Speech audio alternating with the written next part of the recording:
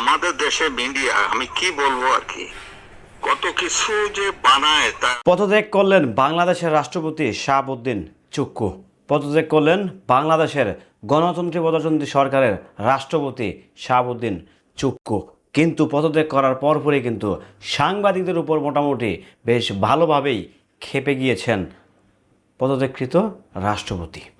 Hello everyone, আসসালামু আলাইকুম। শিমুল আছি আপনাদের সঙ্গে। আপনারা অবগত আছেন কিছুক্ষণ আগ পর্যন্ত বাংলাদেশের রাষ্ট্রপতি ছিলেন, আমাদের মহামান্য রাষ্ট্রপতি ছিলেন শাহাবুদ্দিন চুক্কু।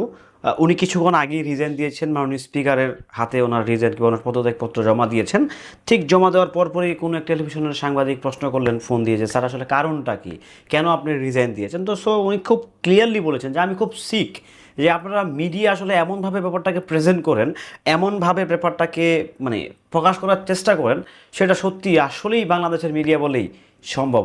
অর্থাৎ সাবেক রাষ্ট্রপতি, যদি উনি পদত্যাগ করেছেন সাবেক রাষ্ট্রপতি, উনিও মোটামুটি বাংলাদেশের মিডিয়ার প্রতি বেশ ভালোভাবেই বিরক্ত। ওনার একটা নিউজকে কেন্দ্র করে আপনারা জানেন যে উনি লন্ডনে চিকিৎসা নিতে গিয়েছেন, এটাকে কেন্দ্র করে পদত্যাগপত্র কিনা। আসলে এদিকে যেতেও চাই না, আমার যাওয়ার কোনো ইন্টারেস্ট নাই। তো ওই দিকে যদি হয়ে থাকে ব্যাপারটা, তো তাহলে কীভাবে কি সেটা জানি না। তবে উনি যে মিডিয়ার প্রতি ফেড আপ, মানে বাংলাদেশের মিডিয়ার প্রতি যে ফেড আপ, এটা আসলে পরিষ্কার।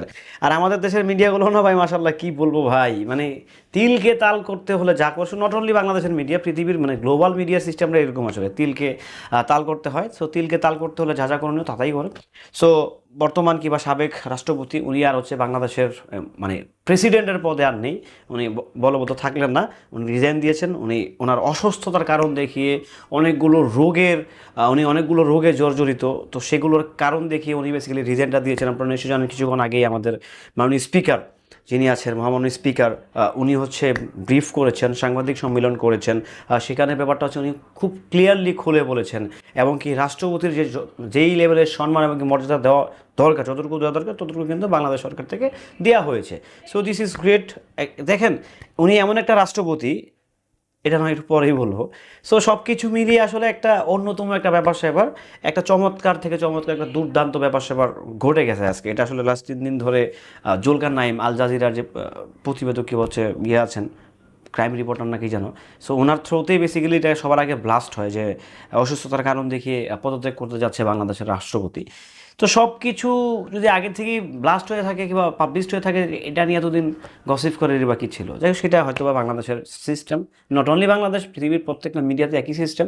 তবে বাংলাদেশেও কিন্তু ভালো ভালো মিডিয়া আছে, নিঃসন্দেহে ভালো ভালো মিডিয়া আছে বিদায় কিন্তু জুলাইয়ের মতো একটা অভ্যুত্থান বাংলাদেশে হয়েছে, এবং কি মিডিয়ার কিছু নিরপেক্ষতা আছে। হ্যাঁ, কিছু তো আছেই, এগুলো থাকবেই ভাই, এগুলো বলে লাভ নাই, এগুলো দলীয় ব্যবসা আবার থাকেই। তো ওগুলো বাদ দিলেও কিছু মানে একদম ফেয়ার যা ঘটতেছে তাই তুলে ধরতেছে কিছু মিডিয়া বাংলাদেশের রাইট নাও এখনও চলমান, নট অনলি বাংলাদেশ, সারা পৃথিবী ধরে চলমান। সো যাই হোক, বর্তমান রাষ্ট্রপতি কিংবা সাবেক রাষ্ট্রপতি রিজাইন দিয়েছে আজকে পর্যন্ত, উনি রাষ্ট্রপতি ছিলেন কিছুক্ষণ আগ পর্যন্ত। সো ব্যাপারটা আসলে আপনারা কেমনভাবে দেখছেন, কীভাবে দেখছেন, সেটা নিঃসন্দেহে আপনারা কমেন্ট করে জানাতে পারেন। নিত্য নতুন আপডেট পেতে সঙ্গেই থাকবেন।